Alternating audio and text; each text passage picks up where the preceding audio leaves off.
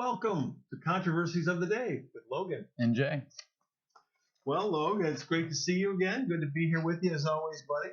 I know we talk a lot of politics. Oh, what the heck? We just can't stop talking politics, buddy. But once in a while, it's good to just zone out and go see a good movie. But this has also become a problem. I mean, there's been a writer's strike in Hollywood. I know it's kind of broken your heart a little bit there. They're all worried about being replaced by AI, right? Yeah. You have some maybe like HAL in 2001, or maybe worse, the Arnold Terminator. We're going to replace all the writers. Anyway, man, I mean, so I went out. They worked it out. Did they work it out? I haven't really followed. I think they worked it out. I don't know. We'll see what happens. We're all going to be replaced by AI at some point. But let's party like it's 1999. But I gotta tell you, I have this love-hate thing for Hollywood.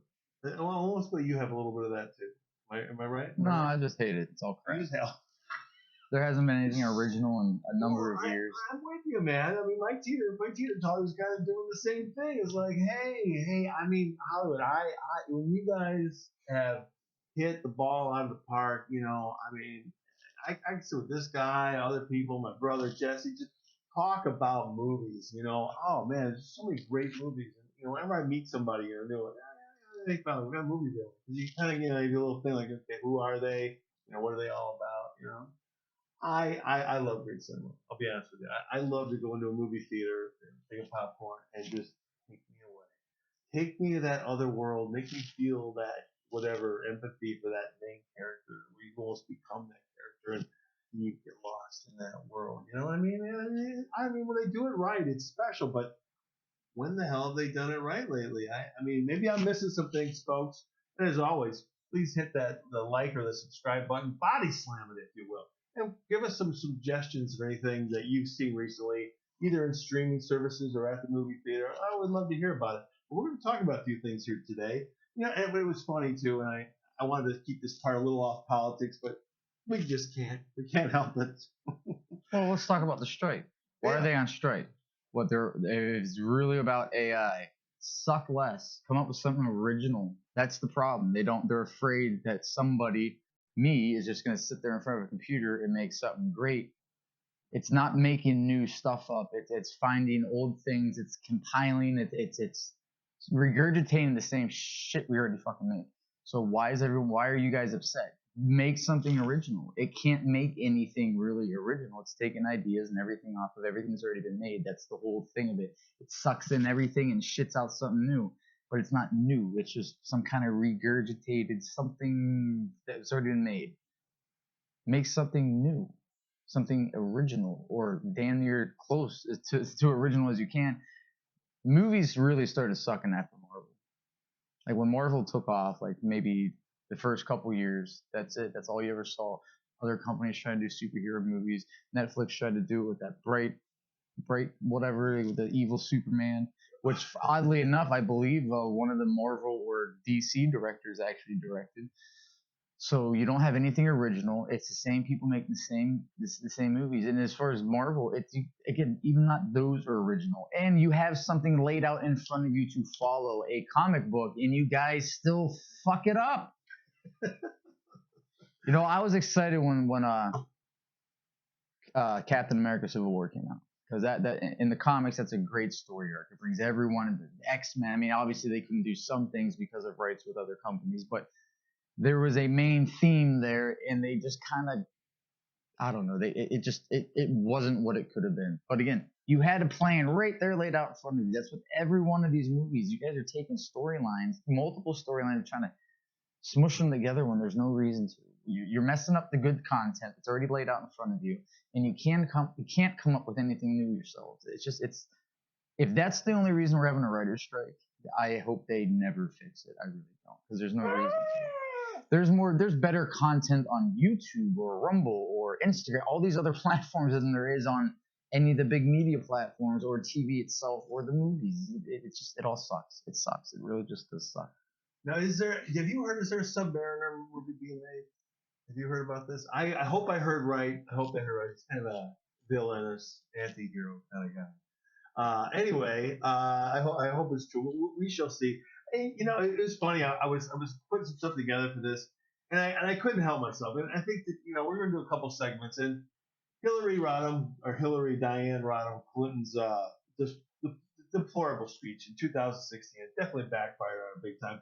I was thinking about that, and I remember like a couple years in, it was after her speech, after the election. Donald Trump was our president, our 45th president, and Crazy Rich Asians came out at the movie theater. Now you haven't seen that one yet, have you? Check it out. It's great. The wife and I we saw it at the theater, and then we watched it again at home. I love it. Aquafina, you can always be my little Queena. She's in it. She's great. Whatever his name is, Dr. Ken. I think he was Chow from the one of those movies called. Anyway, with Bradley Cooper and Ganapo and Zach Galifianakis, those crazy movies, and Mike Tyson.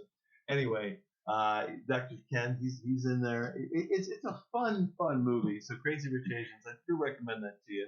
It's like a romantic comedy. There's enough comic there. Old-fashioned story, but told in modern day China, and I think most of it's in Singapore. Yeah. So I recommend Crazy Rich Asians. It's been out, of course, I don't know, 5 or 6 years now. But that was a good one. Again, that's been that long. I haven't seen anything that good. Now, I never saw Black Panther, but also did huge box office. Again, we're supposed to be this racist country and are a bunch of deplorables, but Crazy Rich Asians and Black Panther both did very well, I believe, at the box office during Donald Trump's first term. I'm sure there's many people out there want it to be his only term. But history will show us that. We shall see what's going to happen there. Looking forward, buddy. I've seen some cool trailers. Have you seen anything that's caught your eye? Like, oh, that looks, maybe. I don't know. I don't watch enough TV, so. All right. And I know also these days shows have become very popular. These mini series on various streaming services become very popular. My wife's in all these zombie things. I who knew? I didn't know. Anyway, so you know any of that? Or was your gal in any Walking Dead things? I don't get it, but anyway, some people love all that kind of stuff. There's a real fun one on Hulu called Murders in the Building with Steve Martin, Martin Short. Love those guys, Selena Gomez, and a bunch of different. Meryl Streep's even in some part of the show. Paul Rudd. They kill him off very quick, which I do appreciate that. Thank you so much. Because anyway, that's the Ant-Man guy, right? Yeah, I think that's the Ant-Man. Paul Rudd. Anyway, they kill him off pretty quick, which is good. Tina Fey's got a reoccurring role in it. And Sting even showed up in it.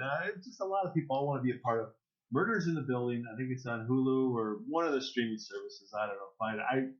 Jay gives it 5 stars. A little bit of wokeness, a little bit of that PC crap. It's a little distracting, but if you just kind of overlook some of that, it's not too bad. It's not too bad. Also, the winning season. I got to warn everybody, not family entertainment. This is about the Lakers in the 80s. I think this is on maybe HBO Max, maybe I hope we got the right streaming service. John C. Riley does a great job. And this is about the Lakers basketball team in the 1980s. Starts off kind of soft core. I just want to warn everyone, doesn't need that. I don't know if they wanted to get the ratings and put all these, these sex scenes in there. Anyway, after a while, it comes down and it becomes more about the Lakers and the story. John C. Riley's great in it. Adrian Brody's in it. Is it Jason Segel? I don't know, from one of those TV shows that was real popular on CBS years ago. He's good. He's good in it too. So yeah, I recommend the winning season out there if you're looking for something good. Anyway, there's a few other things coming up, buddy, that maybe, just maybe, I hope Hollywood, you can capture my heart. I hope you can do it. So there's one called Jules coming up, buddy. It's like an alien kind of a thing, maybe little ET vibes, and it's like a kid alien, or he looks like a kid alien, and somebody takes him in, and they treat him almost like a kid. They take care of him. Ben Kingsley's in that one. Sympathy for the Devil. Oh, what a great Rolling Stone song that is. We have to listen to that every day, several times a day with the classic rock station at work. But Nicolas Cage is that. And man, that looks really, really good. You gotta check that trailer out. If the movie's half as good as the trailer, it's gonna be worth it. So that should be coming out sometime later this year. as well. So I'm looking forward to that. I'll just give a real brief little thing. So a guy pulls up to a hospital and his wife is already in the hospital giving birth. At least that's what we're told.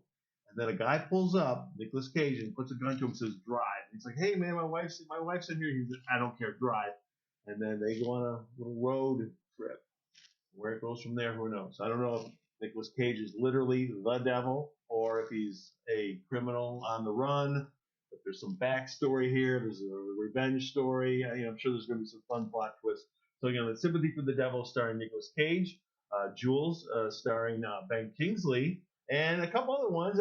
This one with some Korean unknown actors and actresses. Past Lives looks very interesting. These two young people. I don't know if they're boyfriend girlfriend, just friends when they're young in Korea. One of them moves to the United States. Anyway, when they grow up, one finds the other one, and I think the gal is in a relationship or a marriage, but she gets together with the guy, and they meet, and where it goes from there, I don't know. So we'll see. And then Corner Office. Oh, Logan, if this is half as good, also as the trailer, is that they can make great trailers.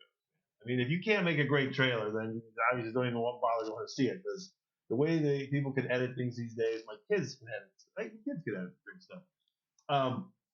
Corner Office, John Hamm. I don't know if it's a dark comedy. I don't know if this guy's going nuts. It's one of those things. What's real? What's fantasy? But it looks really good. So John Hamm in Corner Office. So there you go, Hollywood. Hey, how do you like that? Logan and Jay, hey, doing a little publicity work for you guys. Pushing your stuff out there. It better be good. Don't let us down. You always do. You always let us down. Don't do it this time. Please don't break my heart again. Please don't break my heart again. All right. Hooray for Hollywood. Let's hope that the end of 2023 is a little bit better than last few years have been for sure, right? All right. He's Logan. I'm Jay. Have yourself a great day, everyone. God bless.